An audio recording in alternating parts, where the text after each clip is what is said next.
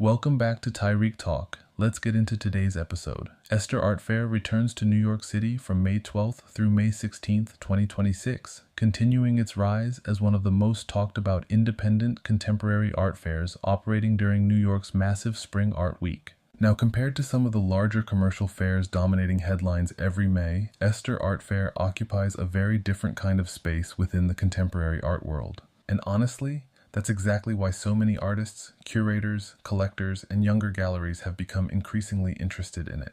Esther has quickly developed a reputation for being experimental, community-driven, artist-focused, and intentionally resistant to the hyper-corporate atmosphere often associated with larger international art fairs. The fair was founded around the idea of creating a more intimate and collaborative environment where emerging galleries, artist-run spaces, and younger contemporary practices could exist outside the pressures of traditional blue-chip fair structures. EstherArtFair.com. And over the last several editions, Esther has become one of the key alternative destinations during New York Art Week. For the 2026 edition, Esther Art Fair brings together approximately 45 galleries, project spaces, and artist initiatives from New York and around the world. EstherArtFair.com. Participating exhibitors include younger galleries from cities like New York, Los Angeles, Mexico City, London, Berlin, Brussels, Seoul, Toronto, and São Paulo, creating a very international but still highly curated atmosphere.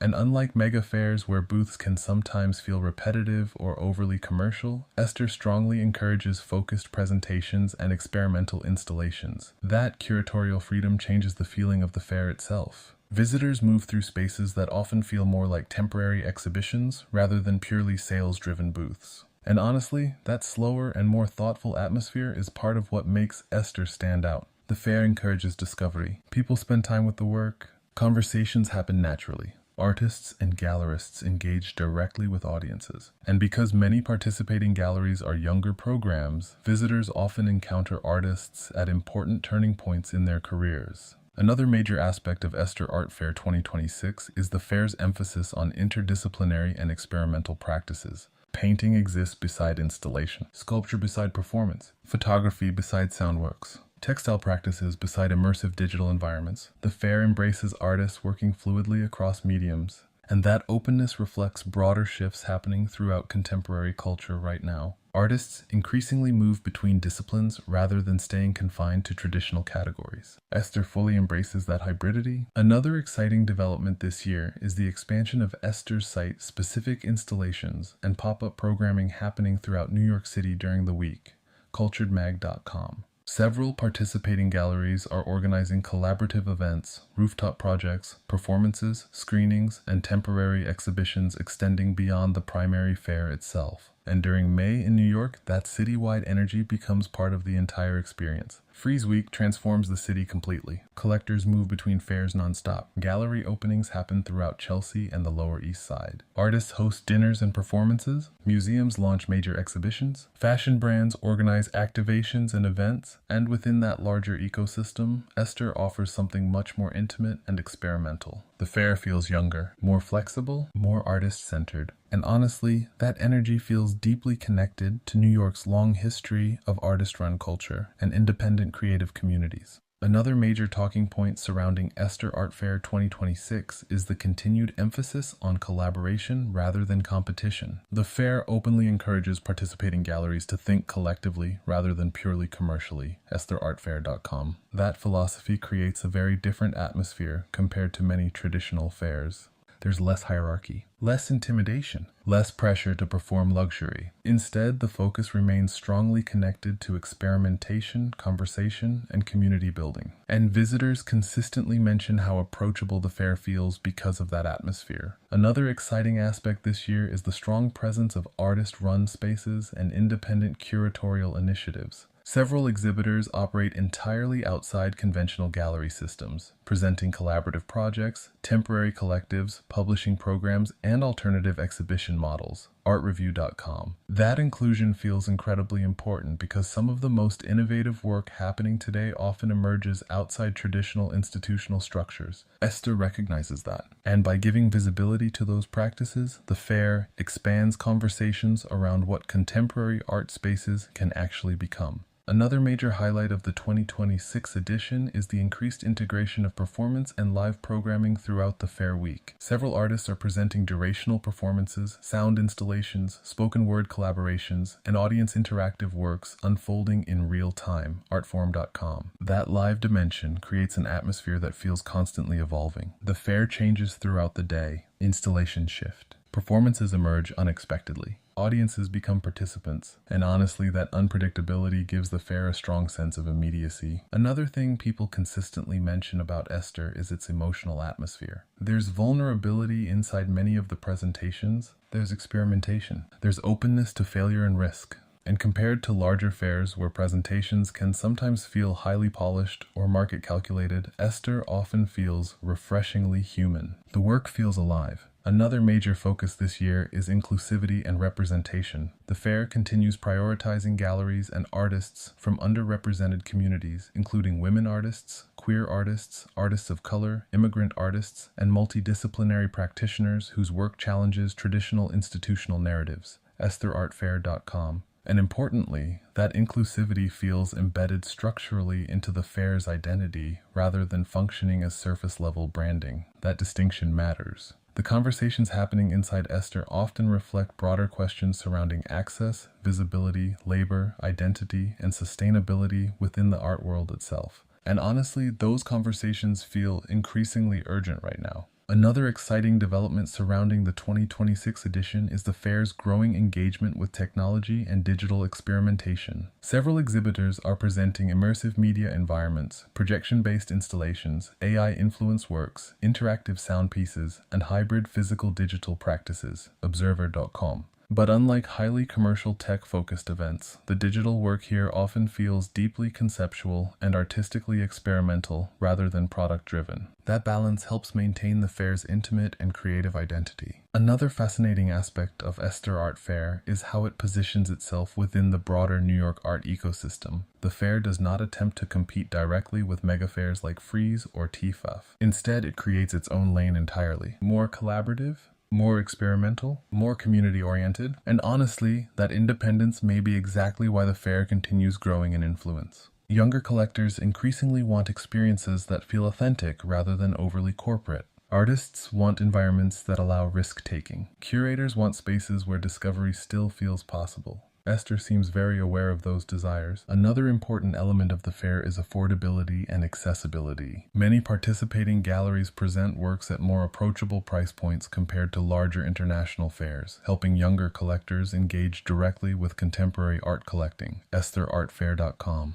That accessibility changes the energy significantly. Students attend. Emerging collectors attend. Local artists attend. The audience feels broad and diverse. And because of that openness, the fair develops a strong sense of community throughout the week. Another thing that makes Esther particularly interesting is its refusal to fully separate art from broader cultural life. Music, design, fashion, architecture, publishing, film, and performance all intersect naturally within the fair environment. And honestly, that interdisciplinary energy feels incredibly contemporary. The boundaries between creative disciplines continue dissolving. Esther embraces that fluidity rather than resisting it. Esther Art Fair 2026 runs from May 12th through May 16th in New York City during one of the busiest and most internationally connected weeks in the contemporary art world.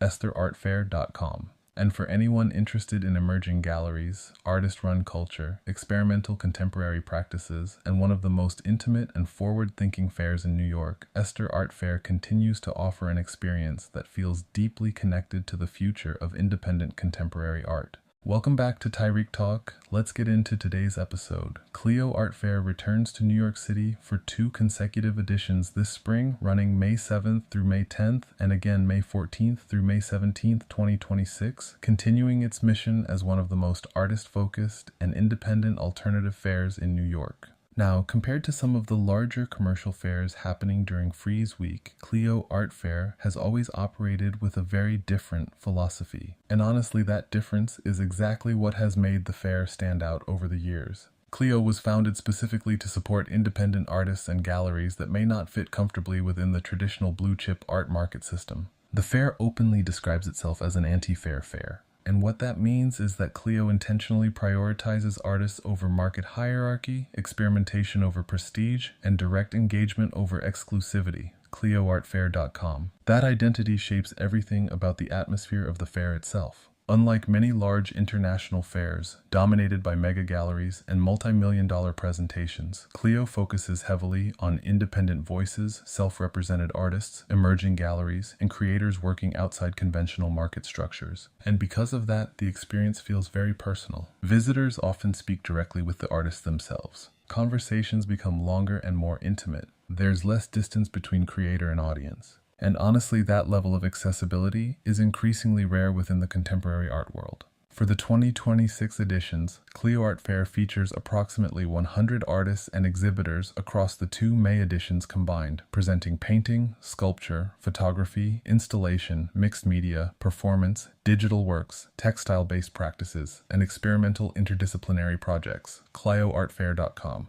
The fair once again takes place in Chelsea, positioning itself directly inside one of the most active gallery districts in New York City during one of the busiest periods of the international art calendar. And because the fair overlaps with Frieze Week and multiple other fairs happening simultaneously across Manhattan, the city itself becomes part of the larger experience. Collectors move between fairs all day. Gallery openings happen nonstop. Artists host dinners and performances. Curators schedule studio visits across multiple neighborhoods. Museums launch major exhibitions around the same time. And within that massive ecosystem, Clio offers something more intimate and artist-driven. Another major aspect of Clio Art Fair 2026 is the continued emphasis on independent practice and curatorial freedom. Many participating artists are not represented by major galleries at all. That openness creates space for artists working outside commercial expectations, allowing for a much broader range of perspectives and aesthetics to coexist within the fair. And honestly, that diversity is one of Clio's biggest strengths. You encounter highly polished contemporary painting beside raw conceptual installations,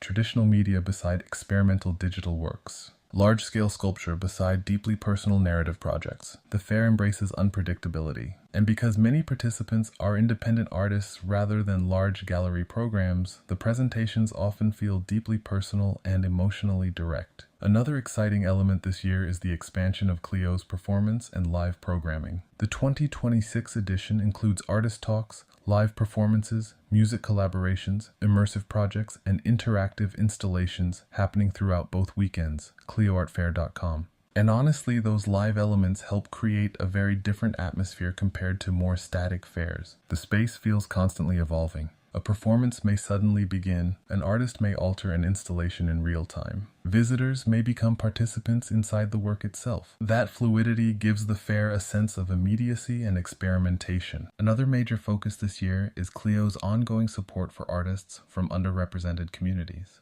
The fair continues prioritizing participation from women artists, LGBTQ+ artists, immigrant artists, artists of color, disabled artists, and multidisciplinary creators whose work challenges traditional market categories. ClioArtFair.com. And that commitment reflects broader changes happening across the contemporary art world right now. Collectors and institutions are increasingly interested in expanding whose stories and perspectives are centered within cultural spaces. Clio directly contributes to that shift. But importantly, the fair does not frame diversity as a trend or marketing strategy. Instead, inclusivity feels structurally embedded into the fair's identity itself. Another thing that separates Clio from many traditional fairs is its strong connection to experimentation and emerging talent. Many visitors attend specifically to discover artists before they become more widely recognized. And historically, several artists first introduced through Clio have gone on to secure gallery representation, museum exhibitions, residency opportunities, and broader institutional visibility. That discovery aspect remains central to the fair's appeal. Another exciting development surrounding Clio Art Fair 2026 is the expansion of partnerships with local creative organizations, nonprofits, and independent curators throughout New York City. ClioArtFair.com. Several collaborative pop-ups and satellite projects are taking place throughout Chelsea and neighboring districts during the week, extending the fair beyond the primary exhibition space itself. And honestly, that decentralized energy feels very connected to New York's artistic history. For decades, many of the city's most important creative movements developed through artist-run spaces, temporary exhibitions, warehouse projects, and collaborative communities operating outside traditional institutional systems. Clio continues carrying that spirit forward. Another important aspect of the fair is affordability and accessibility. Unlike many fairs where artworks are presented almost exclusively for elite collectors, Clio often includes works across a much wider range of price points, making contemporary art collecting feel more approachable for younger audiences and first-time buyers. That accessibility changes the atmosphere significantly. People feel more comfortable asking questions. Younger collectors engage directly with artists. Students attend without feeling intimidated, and because of that openness, the fair often attracts a very diverse audience. Artists, collectors, curators, students, writers, designers, musicians, local New Yorkers, international visitors, all interacting within the same space. Another major talking point this year is the fair's increasing embrace of interdisciplinary and technology-based practices. Several exhibitors are presenting immersive media works, projection-based installations, AI-influenced projects, sound environments, and interactive digital art, artreview.com. But unlike highly commercial tech-focused events, the technology here often feels experimental, handmade, or deeply personal rather than polished corporate spectacle. That distinction helps maintain the fair's artist-centered identity. Another thing people consistently mention about Clio is the emotional atmosphere of the fair itself. There's vulnerability inside the work. There's directness, there's risk-taking, and honestly, that emotional honesty can feel refreshing during major art fair weeks where commercial pressure sometimes dominates the experience. At Clio, the emphasis remains strongly connected to artistic expression itself. That doesn't mean sales aren't important. Of course they are. Artists need support. Independent practices need sustainability. Exposure matters, but the fair still feels grounded in creativity first, rather than market branding. Another exciting aspect of the 2026 edition is the increased number of international participants. Artists and galleries are arriving from Europe, Latin America, Asia, Canada, and across the United States, bringing a wide range of perspectives and artistic languages into conversation together. ClioArtFair.com. That international presence reflects how interconnected the contemporary art world has become. And yet, despite that global scope, Clio still maintains a very human scale. The fair feels approachable, conversations feel real, people take time with the work. And honestly, that intimacy may be one of the fair's greatest strengths. Another fascinating aspect of Clio is its resistance to rigid categories. The fair embraces artists working between disciplines, outside market trends, or beyond conventional expectations. Painting merges with installation. Performance intersects with sculpture. Photography blends into sound and video. The boundaries remain fluid, and that openness allows visitors to experience contemporary art as something alive and evolving, rather than fixed. Clio Art Fair 2026 runs in 2 editions this May, from May 7th through May 10th, and again from May 14th through May 17th in New York City during one of the busiest periods of the international art calendar, ClioArtFair.com. And for anyone interested in independent artists, experimental practices, emerging voices, and one of the most artist-centered fairs in New York, Clio Art Fair continues to offer an experience that feels personal, accessible, and deeply connected to the creative spirit of the city itself. Welcome back to Tarik Talk. Let's get into today's episode. Frieze Art Fair returns to New York City from May 13th through May 17th, 2026, bringing its signature mix of experimental art, independent spirit, performance, activism, and downtown energy back into the middle of one of the busiest weeks in the international art world. Now, compared to some of the massive commercial fairs happening simultaneously across New York during Frieze Week, Frieze Art Fair exists in an entirely different universe. And honestly, that's exactly the point. Frieze has always embraced being alternative, playful, artist-centered, and intentionally unconventional. The fair was founded by artist and curator Eric Ginsberg together with artist and producer Maria Van Kampen, and from the beginning, Frieze positioned itself almost as a reaction against the exclusivity and corporate atmosphere that can sometimes dominate larger art fairs. FrizeArtFair.com. Even the name itself, Frieze, carries humor and attitude. It feels casual, unexpected, a little rebellious, and that tone reflects the identity of the fair overall. Frieze Art Fair is known for supporting independent artists, emerging galleries, experimental projects, performance works, social practice, and artists who may not always fit comfortably within traditional commercial art fair structures. And over the years, the fair has developed a loyal following specifically because of that openness. For the 2026 edition, Frieze Art Fair features approximately 40 to 50 participating artists, collectives, galleries, and artist-run projects spread across multiple activations and installations throughout New York City.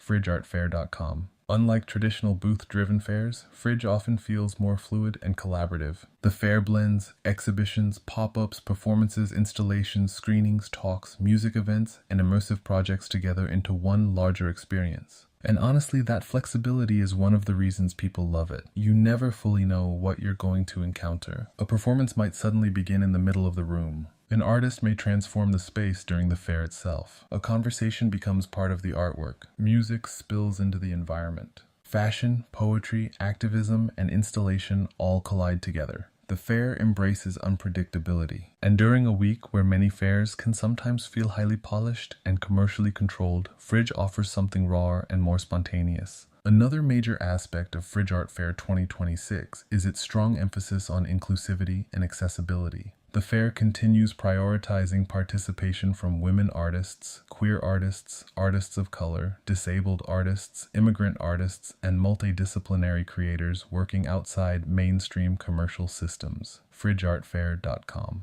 That mission has been central to the fair's identity for years. Frieze openly positions itself as a platform for voices that are often underrepresented within larger institutional and market-driven spaces. And that commitment creates a very different atmosphere inside the fair. People engage directly with artists. Conversations feel personal. There's less hierarchy, less intimidation. The energy feels more connected to grassroots creative culture than luxury branding. Another exciting development this year is the expansion of Frize's performance programming and interdisciplinary collaborations. The 2026 edition includes live performances, spoken word events, sound installations, experimental film screenings, and collaborative activations involving artists, musicians, dancers, and fashion designers. CulturedMag.com. And honestly, that interdisciplinary spirit feels very aligned with where contemporary culture is heading right now. The boundaries between art forms continue dissolving. Artists move fluidly between mediums. Performance intersects with sculpture. Fashion becomes installation. Music becomes part of exhibition making. Frieze embraces all of that fluidity. Another thing that separates Frieze from many other fairs is its strong connection to activism and social engagement. Many projects presented at the fair directly address issues including identity, migration, politics, mental health, climate change, gender equity, housing, and urban transformation.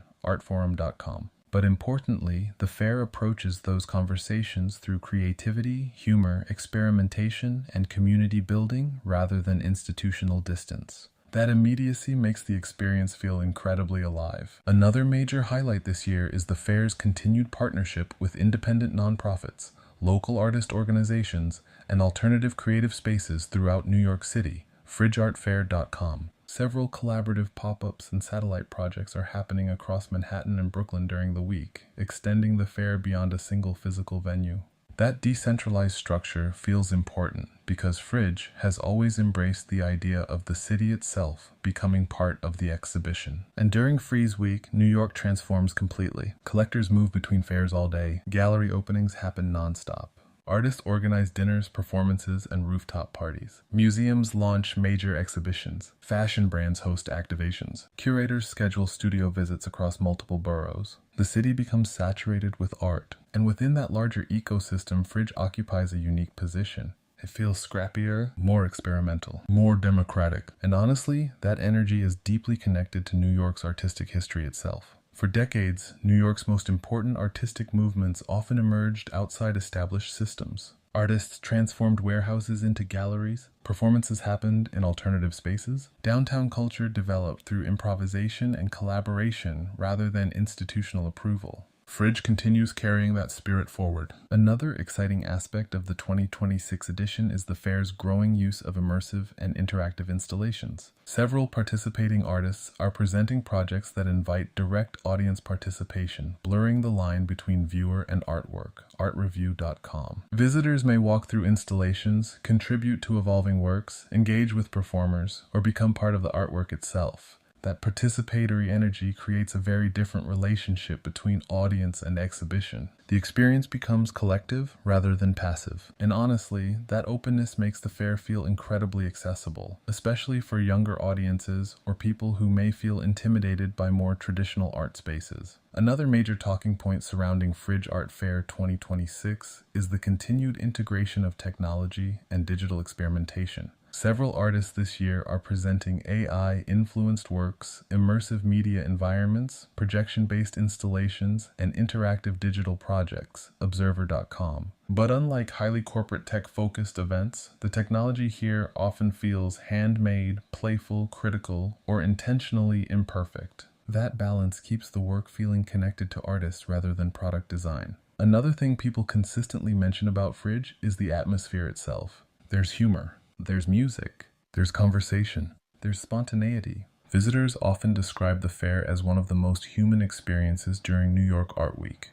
And honestly, that matters. Because during large art fair weeks, the art world can sometimes become extremely transactional. People rush from booth to booth. Conversations become brief. Everything moves fast. Frieze slows things down differently. It encourages interaction, experimentation, risk-taking, community, and because of that, many artists and visitors feel genuinely comfortable inside the space. Another exciting element this year is the fair's continued support for artist-run spaces and DIY initiatives. Several participating exhibitors operate outside conventional gallery systems entirely, presenting collaborative projects, temporary collectives, publishing initiatives, and community-based practices. FrizeArtFair.com. That inclusion feels important because some of the most innovative contemporary art today is happening outside traditional commercial structures. Frieze recognizes that, and by giving space to those practices, the fair expands the conversation around what an art fair can actually be. Not just a marketplace, but a cultural platform, a meeting point, a social environment, an experimental laboratory. Another thing that makes Frieze Art Fair stand out is its embrace of humor and playfulness. Many projects throughout the fair intentionally challenge the seriousness and exclusivity often associated with the contemporary art market. There's irony, satire, absurdity, improvisation.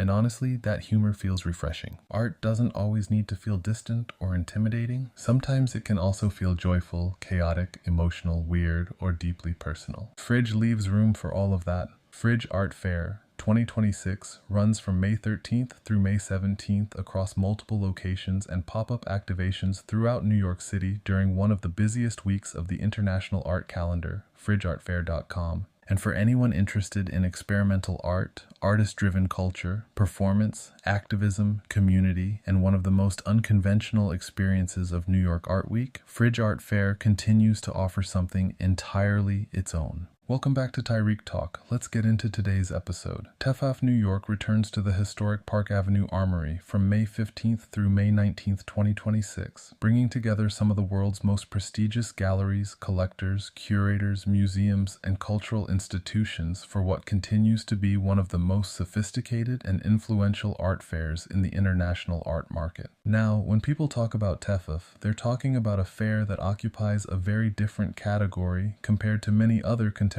art fairs happening throughout New York. TEFAF stands for the European Fine Art Foundation, and the organization originally began in Maastricht in the Netherlands, where its flagship fair has become legendary for museum-quality presentations spanning centuries of art history. And unlike fairs focused exclusively on contemporary art, TEFAF moves across time itself. At TEFAF, you can walk from a booth presenting a Renaissance painting into a gallery specializing in contemporary sculpture, then into rooms filled with rare antiquities, jewelry, photography, manuscripts, modern design, Asian art, old masters, and 20th century masterpieces. That breadth is one of the things that makes TEFAF so unique. It's less about trends and more about art history as a living continuum. and the New York edition has become an essential extension of that identity. For 2026, TEFAF New York features approximately 90 exhibitors from around the world, representing galleries from Europe, Asia, the Middle East, and North America. TEFAF.com. The fair once again takes place inside the iconic Park Avenue Armory on Manhattan's Upper East Side, one of the most architecturally dramatic venues in New York City. And honestly, the venue itself changes the entire atmosphere of the fair. The Armory's historic interiors, soaring ceilings, period rooms, and monumental architecture create an experience that feels almost museum-like. Unlike convention center-style fairs, TEFAF New York feels intimate, elegant, and immersive. Each gallery presentation is carefully staged almost like a temporary exhibition. Lighting matters. Furniture matters. Architecture matters. Every detail contributes to the atmosphere. And because the fair spans multiple centuries of artistic production, walking through TEFAF feels less like navigating a commercial fair and more like traveling through different moments in art history simultaneously. One of the major highlights this year is the continued expansion of contemporary art presentations within the fair. While TEFAF has historically been associated strongly with old masters and historical works, the New York edition increasingly embraces dialogues between historical and contemporary practices. ApolloMagazine.com. Several galleries this year are presenting contemporary artists alongside historical material, creating conversations across generations, cultures, and mediums. And honestly, that curatorial approach feels incredibly relevant right now. The art world today is increasingly interested in connections between past and present rather than rigid categories separating them. At TEFAF, those boundaries dissolve. A contemporary sculpture might appear beside a 17th century painting, modern design beside classical antiquities, photography beside ancient objects. The fair encourages viewers to think about continuity, influence, memory, and material history across time. Another major talking point this year is the exceptional level of museum-quality works being brought to New York. TEFAF has built its reputation around rigorous vetting standards, with committees of scholars, conservators, and specialists examining works before they appear at the fair. TEFAF.com. That vetting process has become one of the defining aspects of the fair itself. Collectors and institutions trust TEFAF because of its emphasis on scholarship, authenticity, and historical importance. And because of that reputation, major museums frequently acquire works directly from the fair. Curators from institutions across the world attend TEFAF New York each year, searching for acquisitions, loans, and research opportunities. Another exciting aspect of the 2026 edition is the continued presence of younger galleries entering the fair alongside long-established dealers. While TEFAF is often associated with highly established galleries, organizers have increasingly introduced newer exhibitors presenting contemporary and interdisciplinary practices. TheArtNewspaper.com. That balance between historical expertise and contemporary experimentation gives the fair a much more dynamic energy. And unlike fairs dominated purely by speculation or trend cycles, TEFAF often feels grounded in long-term cultural value. The conversations happening here are not only about market momentum. They're also about preservation, scholarship, and historical significance. Another major focus this year is TEFAF's cultural partnerships and museum collaborations. The fair continues working closely with major institutions throughout New York City, including partnerships involving museum programming, collector events, and educational initiatives, TEFAF.com. And during TEFAF Week, many museums coordinate important exhibitions and events around the fair's presence in the city. Collectors move between the Armory, museum galas, private collection visits, gallery dinners, and institutional openings throughout Manhattan. The atmosphere feels extremely international. You have museum directors from Europe speaking with collectors from the Middle East, curators from Asia meeting dealers from New York, advisors, historians, artists, conservators, and patrons all moving through the same rooms. And because the fair attracts such a high-level audience, many important acquisitions and relationships begin quietly inside these conversations. Another exciting development surrounding TEFAF New York 2026 is the increased emphasis on design and collectible objects. Several exhibitors this year are presenting museum-caliber furniture, decorative arts, jewelry, ceramics, and 20th century design pieces that blur the line between fine art and functional object. ArchitecturalDigest.com. That crossover between art, design, architecture, and interiors continues becoming more prominent throughout the contemporary collecting world. Collectors today increasingly build collections that move fluidly between categories. Paintings coexist with furniture, sculpture with lighting, historical objects with contemporary installations. And TEFAF reflects that interdisciplinary approach beautifully. Another fascinating aspect of TEFAF is the atmosphere of patience inside the fair itself. Unlike some contemporary fairs where people rush quickly through booths trying to see everything, TEFAF encourages slower looking. Visitors spend time with objects. They study details. They ask questions. They engage deeply with materials and histories. And honestly, that slower rhythm feels refreshing. The fair reminds audiences that art can also be about contemplation rather than constant spectacle. Another major point of excitement this year involves several special installations and curated presentations happening throughout the armory itself. TEFAF.com. These projects include site-specific installations, historical displays, and curated thematic presentations connecting different galleries and historical periods together. And because the armory itself is such a visually dramatic building, these installations become part of the architecture in a very cinematic way. The relationship between space and object becomes incredibly important throughout the fair. There's also a noticeable increase this year in conversations surrounding sustainability, conservation, and the future of collecting. Several talks and panels throughout TEFAF Week address topics including cultural preservation, ethical collecting, conservation science, and the evolving role of private collectors within institutional ecosystems. Artforum.com. And that intellectual side of the fair is one of the reasons TEFAF continues holding such influence globally. It's not only a marketplace, it's also a meeting point for scholarship, research, preservation, and cultural dialogue. Another exciting aspect of the fair is the extraordinary range of materials visitors encounter. Ancient marble sculpture, rare manuscripts, contemporary paintings, photography, jewelry, furniture, ceramics, works on paper, bronze sculptures, textiles, minimalist design, Renaissance portrait, all existing together within the same environment. That diversity creates a completely different emotional experience compared to fairs focused exclusively on contemporary work. You become aware of artistic continuity across centuries. And honestly, TEFAF can completely change the way people think about collecting. The fair encourages audiences to look beyond categories and trends and instead think about quality, craftsmanship, historical resonance, and cultural significance. There's also something deeply New York about TEFAF's Upper East Side presence. The Park Avenue Armory, Museum Mile nearby, historic townhouses, private collections, auction houses, major galleries.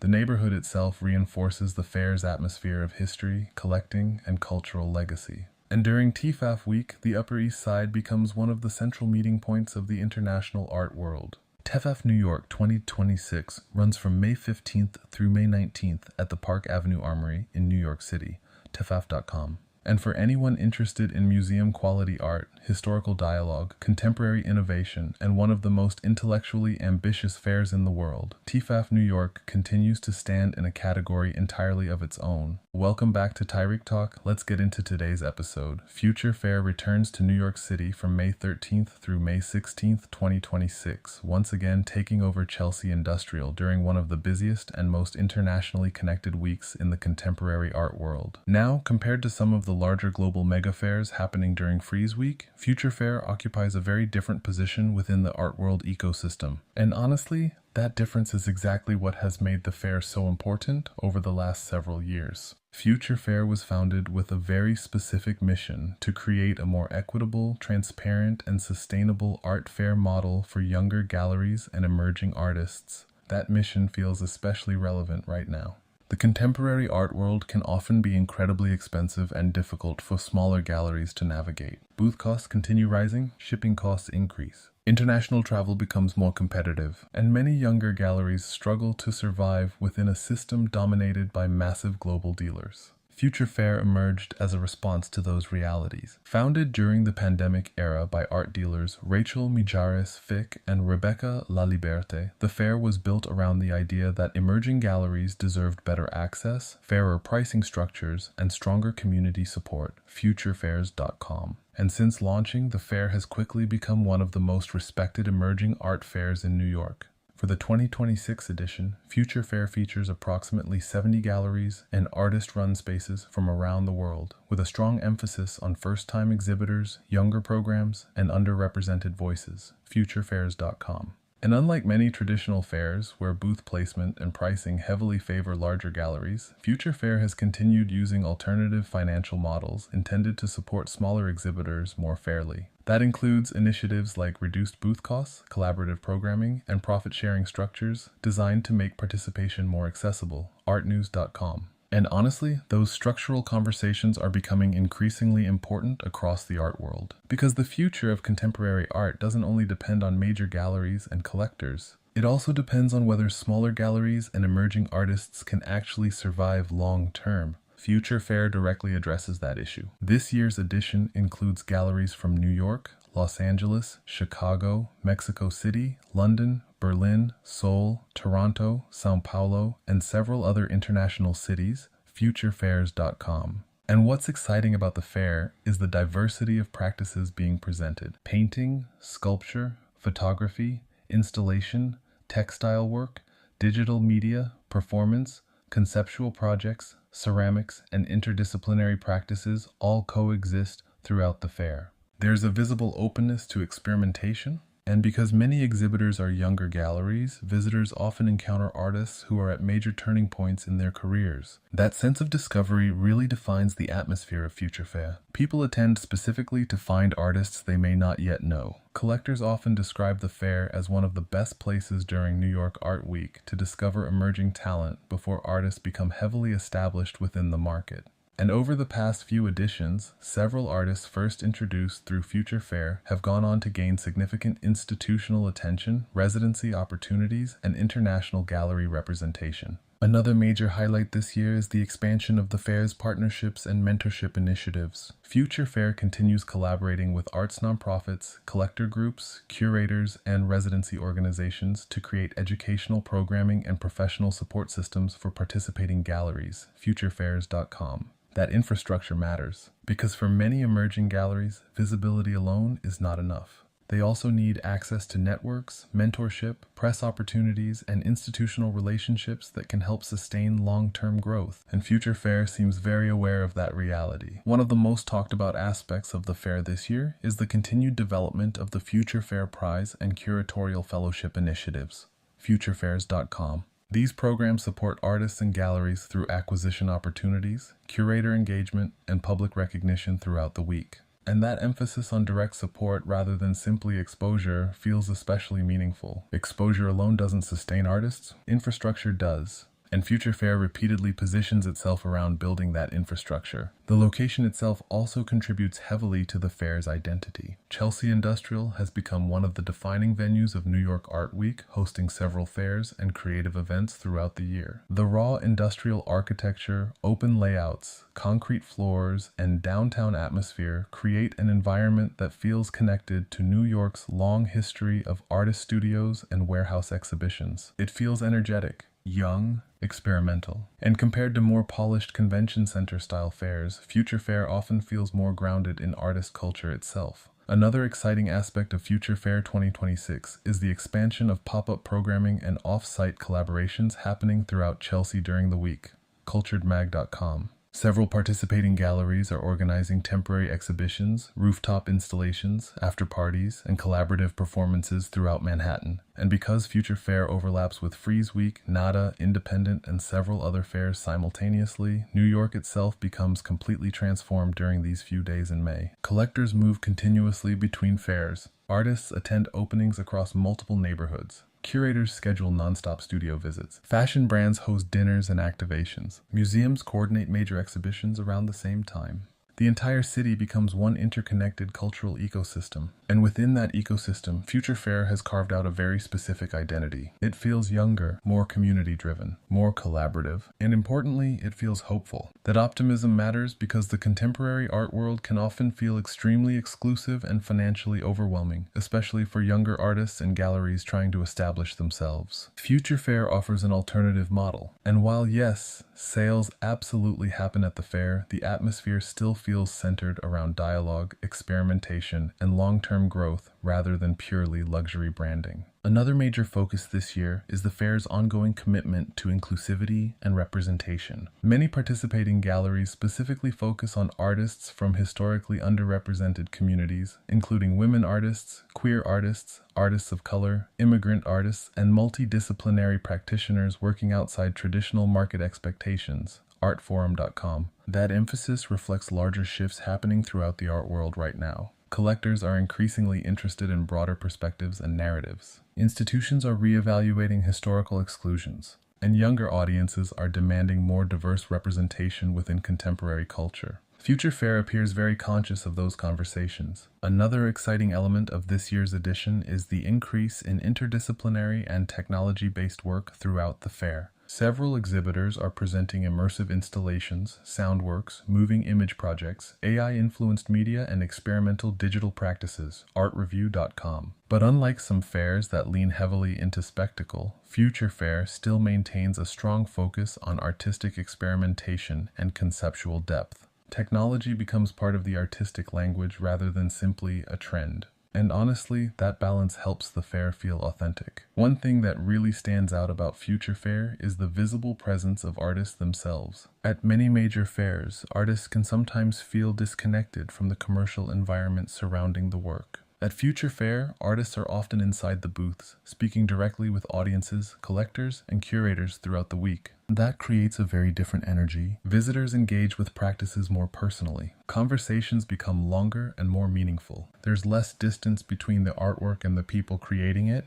and because of that, the fair often feels incredibly alive. You feel possibility inside the space. You see younger galleries taking risks. You see experimental installations. You see artists testing new ideas. You see curators discovering emerging practices in real time. That sense of momentum defines the fair. And honestly, fairs like Future Fair play an important role in shaping what the future of the contemporary art world might actually look like. Not only aesthetically, but structurally. Questions around sustainability, accessibility, equity, collaboration, and artist support are becoming increasingly urgent. And Future Fair actively places those conversations at the center of its identity. That's part of what makes the fair so influential despite its relatively young history. It's not only presenting art, it's also proposing alternative ways of building the art world itself. Future Fair 2026 runs from May 13th through May 16th at Chelsea Industrial in New York City during one of the busiest weeks of the International Art Calendar, futurefairs.com. And for anyone interested in discovering emerging artists, supporting younger galleries, and experiencing one of the most forward-thinking and community-driven fairs in New York, Future Fair continues to be one of the most exciting destinations of the season.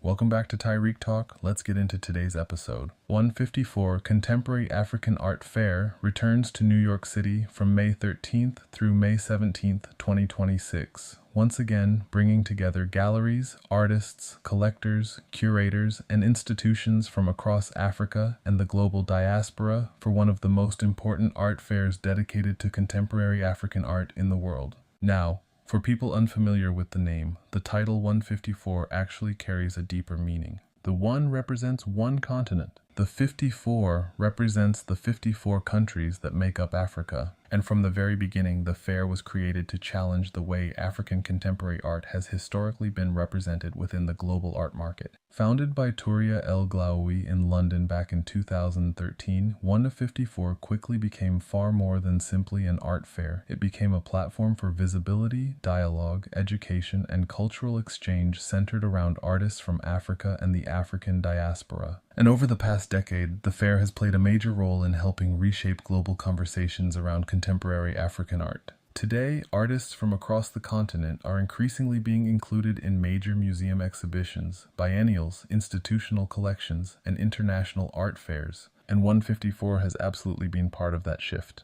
The New York edition has become especially important because of the city's role as one of the central hubs of the international art world. Each year during Frieze Week, 154 brings together an incredible range of voices, perspectives, and practices inside a much more intimate and focused environment compared to some of the larger mega fairs happening simultaneously across the city. For the 2026 edition, the fair features approximately 30 galleries representing artists from more than 17 countries across Africa, Europe, the Middle East, and North America, 154com. That international mix has always been one of the defining characteristics of the fair. You have galleries based directly in cities like Lagos, Accra, Johannesburg, Marrakesh, Cairo, Nairobi, and Dakar, exhibiting alongside galleries from Paris, London, New York, Dubai, and Brussels. And that global structure reflects the reality of contemporary African art today. The artists themselves are often working across multiple geographies. Many move between continents. Some are based within Africa, while others are part of a broader diaspora network stretching across Europe and the United States. The fair embraces that complexity rather than trying to define African contemporary art as a single style or identity, and honestly, that's one of the most important things about 154. The fair consistently pushes against oversimplified narratives. There is no single African contemporary art aesthetic. Instead, visitors encounter an enormous diversity of practices, materials, histories, and perspectives. Painting, sculpture, photography, textile-based works, performance, installation, moving image, conceptual practices, and mixed media projects all coexist throughout the fair. And many of the artists represented are engaging with themes that resonate globally while remaining deeply connected to specific local histories and experiences. Another major highlight this year is the continued expansion of the fair's special projects and talks program. 1-54 has become known not only for its gallery presentations, but also for its conversations, panels, educational initiatives, and collaborations with museums and nonprofits throughout New York City. 1-54com. The 2026 edition includes artist talks, curator conversations, collector forums, and discussions surrounding issues like migration, identity, sustainability, archival practices, and the evolving role of African institutions within the global art ecosystem. And honestly, those conversations are incredibly important because contemporary African art is still too often framed through limited or outdated perspectives within mainstream Western art history. 1-54 creates space for artists and curators to define those narratives themselves. That shift matters. The fair also continues its partnerships with educational institutions and residency organizations throughout New York, helping create opportunities for artists beyond the commercial side of the fair itself. 1-54com. And that balance between market visibility and long-term cultural infrastructure is part of why 1-54 has become so respected internationally. This year's edition also includes several highly anticipated solo presentations from emerging galleries and younger artists, gaining increasing international attention. Many collectors specifically attend 1-54 to discover artists before they become more widely visible in the broader market. And historically, the fair has been incredibly influential in launching artists into museum exhibitions, biennials, and institutional collections worldwide. Several artists who previously exhibited at 1-54 have since gone on to appear in Venice Biennale exhibitions, major museum retrospectives, and prominent international collections. That track record has strengthened the fair's influence significantly over the past decade. Another exciting aspect of 1-54 New York 2026 is the fair's emphasis on interdisciplinary collaborations. Fashion, design, architecture, music, and film increasingly intersect throughout the programming. And that crossover feels very natural because many contemporary African artists already work fluidly across disciplines. Several special activations this year reportedly include collaborations between artists and designers, along with pop-up installations and site-specific projects happening throughout Manhattan during the week.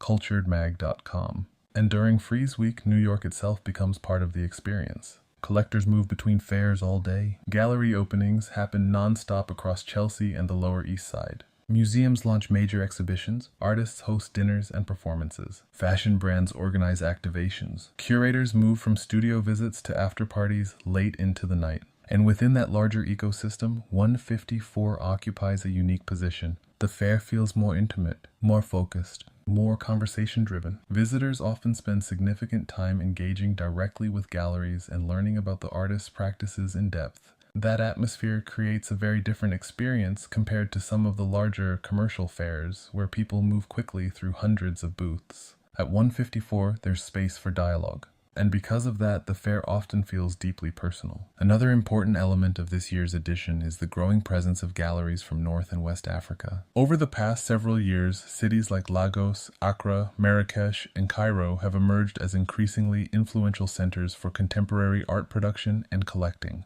artnews.com. New institutions, residency programs, independent spaces, and collector networks continue developing throughout the continent, and the global art market is paying closer attention than ever before. At the same time, many artists represented at 154 continue addressing themes connected to colonial history, migration, labor, spirituality, ecology, memory, urban transformation, and identity. But importantly, the work is never reducible to those themes alone. There's also humor, abstraction, material experimentation, futurism, minimalism, performance, joy, fashion, sound, architecture. The fair presents African contemporary art as expansive and multidimensional rather than narrowly political or ethnographic. And that distinction feels incredibly important. One of the most exciting shifts happening right now is the increasing recognition of African contemporary art institutions themselves. For years, much of the global art market treated Europe and the United States as the primary centers validating artistic success. But today, institutions, biennials, museums, and collector communities throughout Africa are becoming increasingly influential in shaping international discourse directly. 154 reflects that evolution. The fair no longer simply introduces African artists to Western audiences.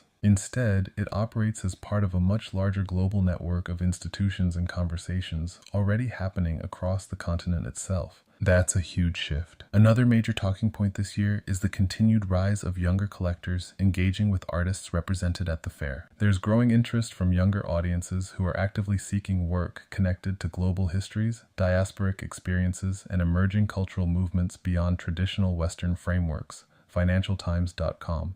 And fairs like 154 are increasingly becoming spaces where those collectors, curators, and artists connect directly. There's also a visible effort within the fair to maintain accessibility and educational engagement. Panels, walkthroughs, and programming are designed not only for experienced collectors, but also for students, younger audiences, and first-time visitors interested in learning more about contemporary African art. That openness is part of the fair's identity. And honestly, that accessibility helps create a much more welcoming atmosphere. The fair feels intellectually ambitious while still remaining approachable. And as the art world continues becoming more international, fairs like 1-54 play an increasingly important role in expanding whose stories, histories, and artistic languages are centered within global contemporary art conversations. The impact of the fair extends far beyond sales. It influences museum programming, curatorial research, academic discourse, collector awareness, institutional acquisitions, and long-term visibility for artists and galleries across the continent and diaspora. 154 Contemporary African Art Fair 2026 runs from May 13th through May 17th in New York City during one of the busiest and most internationally connected weeks in the contemporary art world, 154com. And for anyone interested in discovering artists shaping the future of global contemporary art, 1-54 continues to be one of the most essential and influential fairs in New York.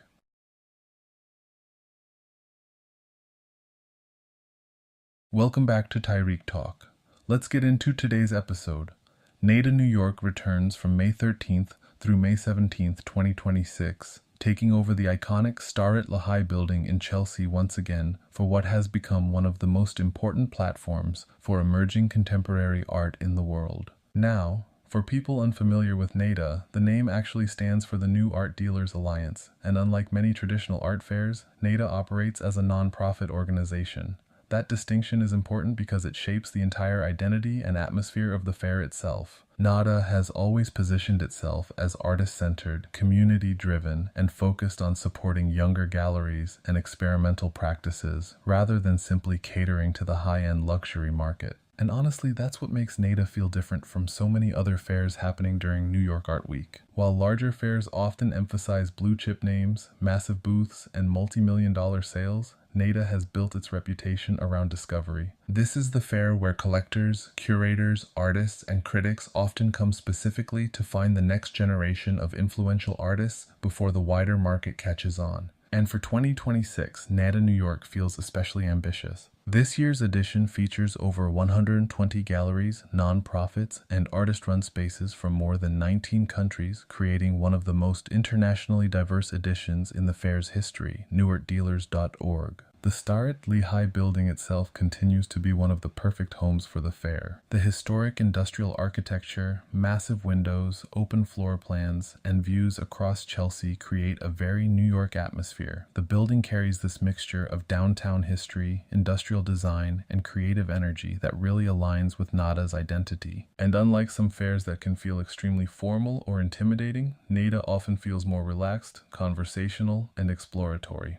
People spend time inside the booths. Artists are often present. Gallerists actually engage in long conversations. Collectors discover work organically. There's a sense of accessibility that makes the fair especially important for younger audiences entering the contemporary art world. One of the major highlights this year is the return of the TD Bank curated spotlight section, which focuses on emerging galleries presenting ambitious solo and two artist exhibitions, newartdealers.org. This section has become one of the most anticipated areas of the fair because it allows galleries to take risks and present highly focused installations rather than trying to overcrowd booths with inventory, and that's something NADA consistently prioritizes. The fair repeatedly emphasizes curatorial experimentation over pure commercial presentation. This year's edition includes a particularly strong emphasis on artist-run initiatives and nonprofit organizations, continuing NADA's long-standing mission of supporting alternative art ecosystems. Participating spaces include independent galleries from New York, Los Angeles, Mexico City, São Paulo, Berlin, Seoul, London, Athens, Tokyo, and beyond. newartdealers.org.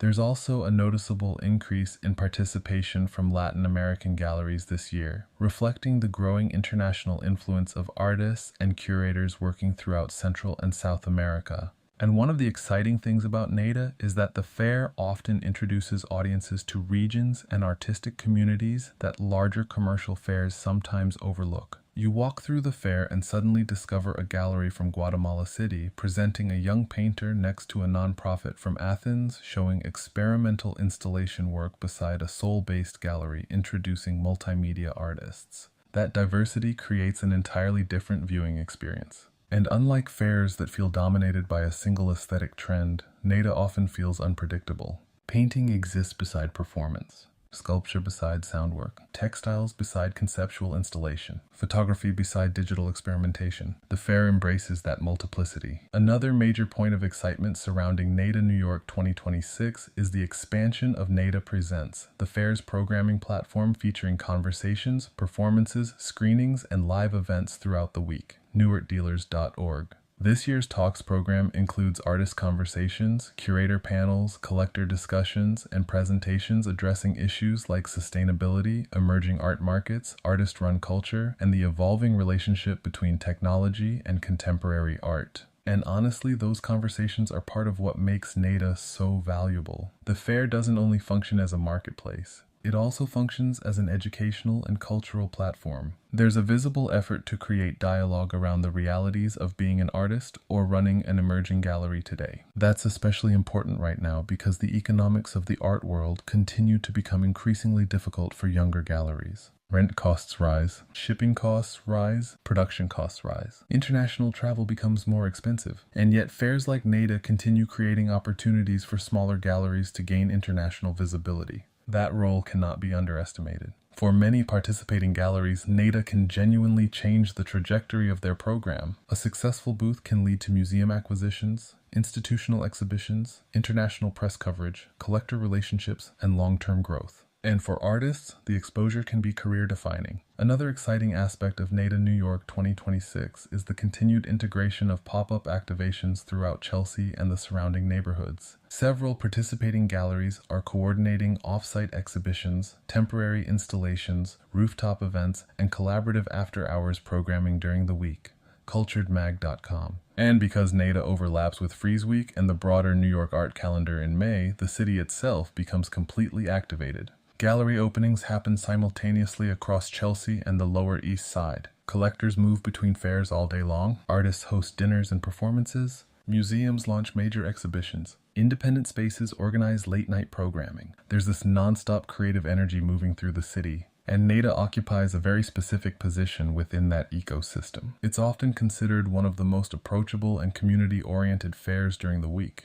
That atmosphere matters. Younger artists attend, students attend, Emerging curators attend. People who may feel intimidated by larger fairs often feel comfortable inside NADA. And because of that openness, the fair has developed a very loyal audience over the years. Another major talking point this year is NADA's increasing emphasis on sustainability and alternative exhibition models. Several exhibitors are presenting booths designed with reusable structures, recycled materials, and lower impact shipping strategies, artforum.com. The fair itself has also continued discussions around creating more sustainable economic models for younger galleries participating in international art fairs. That conversation feels especially relevant right now because the traditional fair system has become increasingly expensive and competitive. NADA's nonprofit structure allows it to approach those conversations differently compared to many corporate fair organizations. And that mission-driven approach continues attracting galleries that value experimentation, collaboration, and artist-centered programming. Another exciting development for 2026 is the fair's growing connection to digital and interdisciplinary practices. Several exhibitors are presenting projects involving moving image, sound installation, AI-influenced media, and immersive technologies, artreview.com.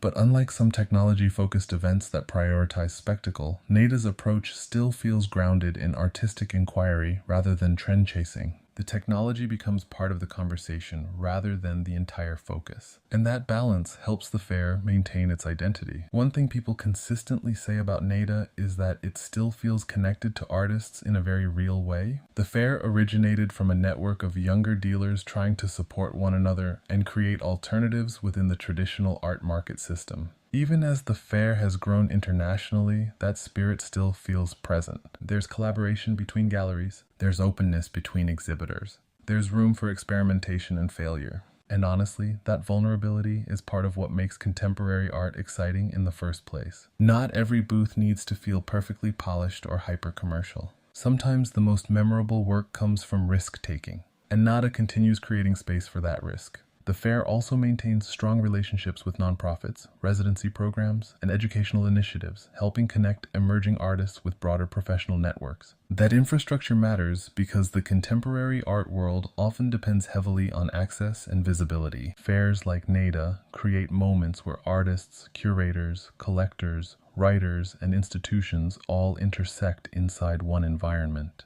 And during those few days in May, entirely new opportunities can emerge. Careers begin, collaborations form, exhibitions get planned, collections evolve, all happening through conversations taking place inside the aisles of the fair. There's also something uniquely New York about NADA. The industrial setting, the downtown energy, the blend of emerging and established voices, the mixture of international perspectives colliding inside Chelsea during one of the busiest art weeks of the year. It reflects the city's role as a place where different creative communities continuously intersect. And even as the art world becomes increasingly globalized, New York still remains one of the central meeting points for contemporary culture. NADA New York 2026 runs from May 13th through May 17th at the Starrett Lehigh Building in Chelsea, New York City, newartdealers.org. For anyone interested in discovering emerging artists, exploring experimental gallery programs, or experiencing one of the most community-driven fairs in the international art world, NADA continues to be one of the essential destinations during New York Art Week.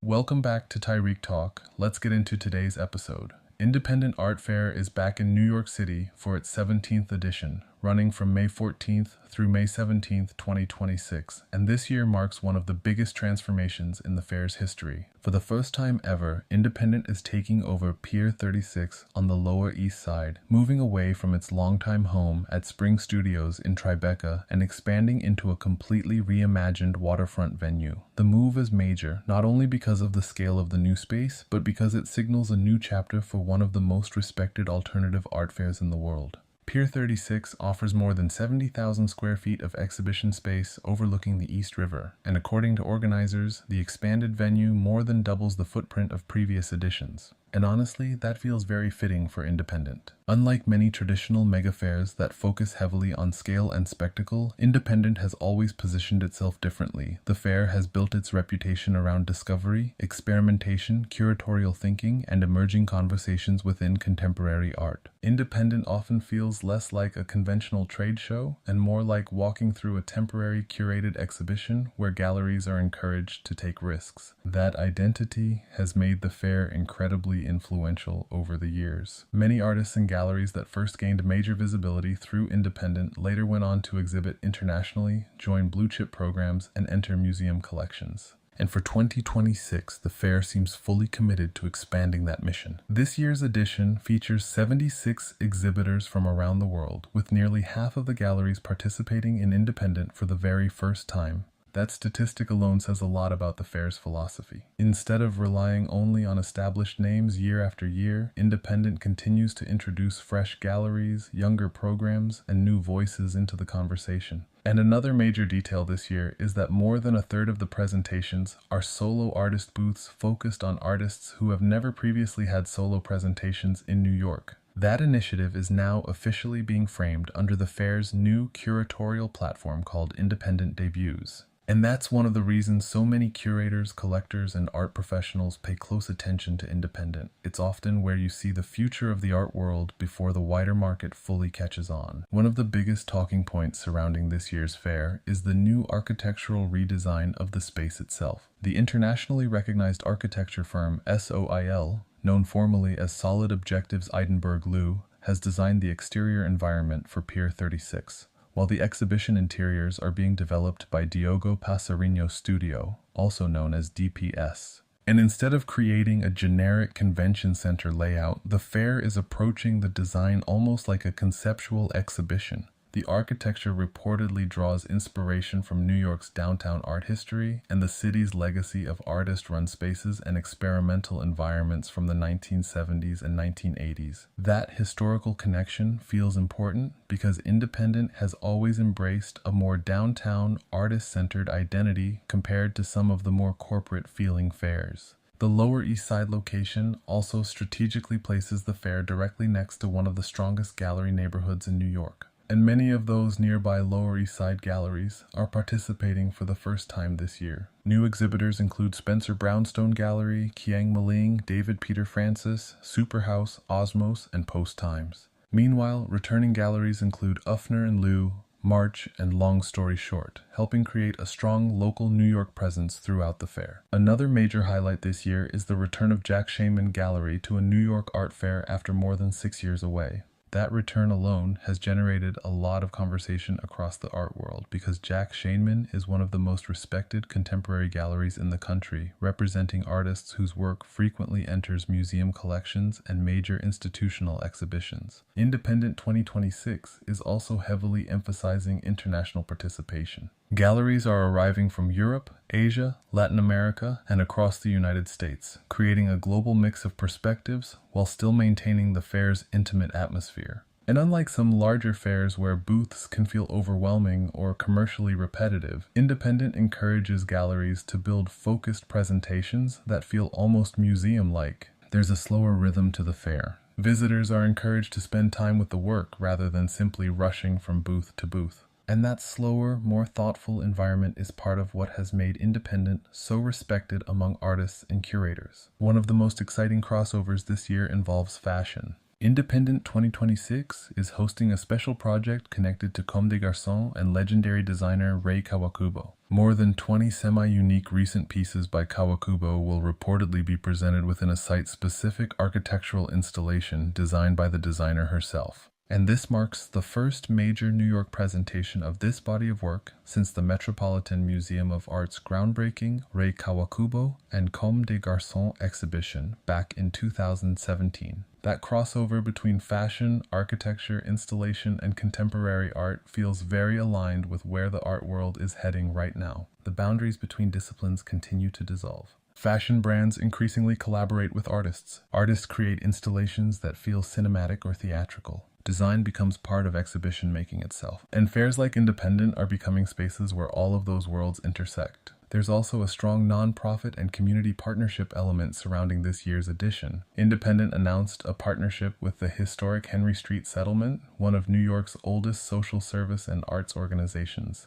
The organization will host a gala celebration during the opening night of the fair, with proceeds helping support Henry Street's social services, healthcare initiatives, and arts programming throughout New York City. That partnership reflects something important about Independent's identity. The fair repeatedly describes itself as a mission-driven organization rather than simply a commercial marketplace. And while yes, major collectors and institutions attend Independent every year, there's still a visible attempt to maintain a connection to artists, nonprofits, alternative culture, and community engagement. And during Independent Week, the Lower East Side itself becomes part of the experience. Visitors move between the fair, nearby gallery openings, artist dinners, rooftop events, pop-ups, after-parties, and museum exhibitions throughout downtown Manhattan. The entire neighborhood becomes activated. That energy is one of the things that makes New York during May feel so special for the art world. You have Frieze happening simultaneously across the city. You have gallery openings in Chelsea and the Lower East Side. You have nonprofit spaces launching exhibitions. You have collectors flying in from around the world. And in the middle of all of that activity, Independent offers something slightly different. It feels more experimental, more intimate, more discovery-driven. It's a fair where visitors often leave talking about artists they had never heard of before entering the building. And honestly, that's increasingly rare in today's art market. Many fairs have become extremely predictable, dominated by the same names and same presentations repeated internationally from city to city. Independent pushes against that. The fair is intentionally structured around surprise, experimentation, and new conversations. And because of that, it often feels more connected to the actual evolution of contemporary art rather than simply the commercial side of it. Of course, sales still matter. Major acquisitions happen here. Museum curators attend. Collectors buy work. Careers are launched. But there's also a visible effort to preserve curiosity inside the experience. And that balance between commerce and experimentation may be exactly why Independent has continued to grow in influence over the past 17 years. For artists especially, Independent can represent a huge moment of visibility. A successful presentation at the fair can completely shift the trajectory of an artist's career, leading to institutional interest, international exhibitions, press coverage, and long-term gallery relationships. And for audiences, it creates a rare opportunity to encounter a broad spectrum of contemporary art practices all under one roof. Painting, sculpture, installation, textiles, conceptual work, photography, moving image, performance, architecture, fashion-based projects, all of it coexisting together inside this new waterfront environment at Pier 36. There's also something poetic about the location itself. A pier along the East River, industrial architecture, downtown Manhattan, contemporary art occupying a transitional urban space. It feels connected to New York's long history of artists transforming overlooked or industrial spaces into centers of creativity. And that history becomes part of the atmosphere of the fair itself. Independent Art Fair 2026 runs from May 14th through May 17th at Pier 36 on the Lower East Side of New York City. For collectors, curators, artists, and anyone interested in where contemporary art is heading next, Independent continues to be one of the most important and most closely watched fairs in New York. Welcome to Tarik Talk. Let's get into this episode. Frieze New York is back for 2026, returning to the shed from May 13th through May 17th, and once again transforming New York City into the center of the global contemporary art world. This year marks the 15th edition of Frieze New York, and the energy around the fair feels bigger than ever. Located in Hudson Yards, the shed has become the home of Frieze New York over the last several years, and the venue itself really changes the experience of the fair. Unlike the older tent structure Frieze used on Randall's Island years ago, the shed gives the event a more architectural, urban, and integrated feeling with the city. You walk outside and immediately you're surrounded by galleries, museums, restaurants, Chelsea exhibitions, the High Line, and non-stop activity across Manhattan during Frieze Week. For anyone unfamiliar with Frieze, this is one of the most influential art fairs in the world. Alongside editions in London, Los Angeles, and Seoul, Frieze New York has become one of the key moments on the international art calendar, where collectors, curators, museum directors, artists, celebrities, and galleries all come together under one roof. And this year's edition is massive. Frieze New York 2026 features approximately 68 to 70 galleries from around 26 countries, bringing together a combination of blue-chip powerhouse galleries, mid-career programs, and younger experimental spaces. One of the major conversations around this year's fair is the strong representation of Latin American galleries and artists.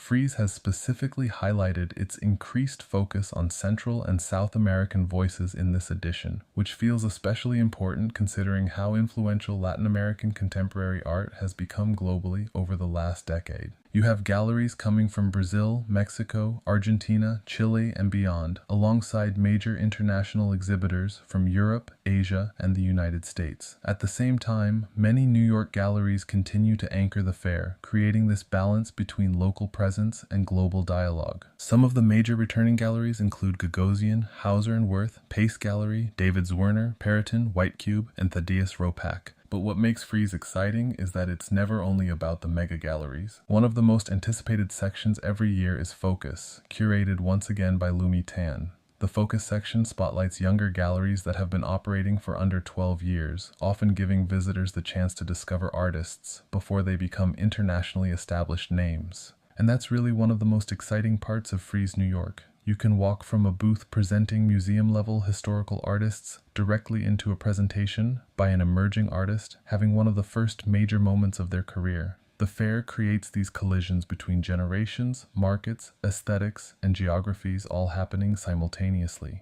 This year, one of the big stories coming out of the Focus section is the Focus Stand Prize, which was awarded to Buenos Aires-based W Galleria for its presentation of indigenous Chilean artist Seba Calfuqueo. That award really reflects a larger shift happening in the art world right now. Institutions and fairs are increasingly recognizing artists and galleries working outside traditional Euro-American centers, and Frieze 2026 seems very aware of that momentum. Another thing that separates Frieze New York from many fairs is the programming outside the booths themselves. This year's Frieze Projects expands beyond the shed into collaborations with major institutions across New York City, including Whitney Museum of American Art and Dia Art Foundation. Instead of only functioning as a commercial fair, Frieze is increasingly positioning itself as a citywide cultural platform. There are performances, installations, moving image works, conversations, and immersive projects happening throughout Chelsea and Hudson Yards during the week.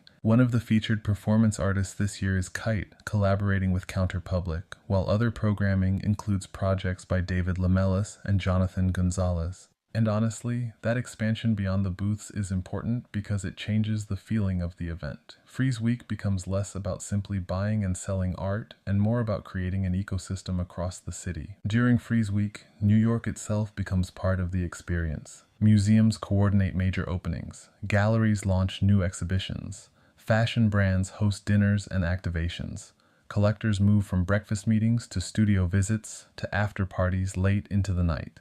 The city becomes completely saturated with contemporary art. And speaking of fashion, Frieze has increasingly become a crossover moment between the art world and luxury fashion culture. Vogue even highlighted the fashion presence at the opening days of this year's fair, emphasizing how Frieze has become a social and cultural event far beyond just the art itself. That crossover between art, design, fashion, architecture, and lifestyle feels especially strong this year because Frieze Week overlaps with NYC design and several other cultural events happening across the city. So visitors aren't only seeing gallery booths, they're experiencing New York during one of the busiest creative weeks of the year. And when we talk about partnerships and collaborations, Frieze 2026 is also leaning heavily into institutional relationships. The collaborations with the Whitney and Dia Foundation are major examples, but the fair also continues partnerships with nonprofits and curator-led initiatives. That balance between commercial success and institutional credibility is part of why Frieze remains so influential. Because yes, there's obviously a market side to all of this. Major sales happen here, museum acquisitions happen here, careers can completely change after a successful Frieze presentation. But there's also a curatorial side that shapes conversations happening across the art world for years afterward. And even for people who aren't collectors, Frieze can still be inspiring because it offers this rare opportunity to see an enormous range of contemporary art practices all in one place. Painting, sculpture, video, installation, performance, conceptual work, textile-based practices, digital art, socially engaged work, it's all happening simultaneously.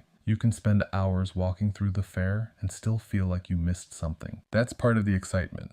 There's also something fascinating about the psychology of an art fair itself. Galleries spend months preparing these booths. Artists create works specifically for these presentations. Booth layouts are designed almost like temporary exhibitions. Every wall, every lighting decision, every placement matters. And for 5 days, this temporary city of art exists inside the shed. Then suddenly it disappears. The works go back into collections, museums, storage, galleries, or shipping crates traveling across the world to the next destination. There's something very cinematic about that. And for New York specifically, Frieze continues to reinforce the city's role as one of the global capitals of contemporary art. Even in an era where the art world is increasingly international and decentralized, New York still holds enormous influence. During Frieze Week, you really feel that concentration of energy. Curators from major museums, international collectors, emerging artists, critics, journalists, influencers, and art lovers all moving through the same spaces at the same time. It becomes this intersection of culture, commerce, and creativity. So whether you're attending Frieze New York to discover emerging artists, see museum quality works, network within the industry, experience the city during Art Week, or simply observe the atmosphere, the 2026 edition feels like one of the strongest and most internationally connected editions in recent years. Frieze New York 2026 runs from May 13th through May 17th at the Shed in Hudson Yards in New York City.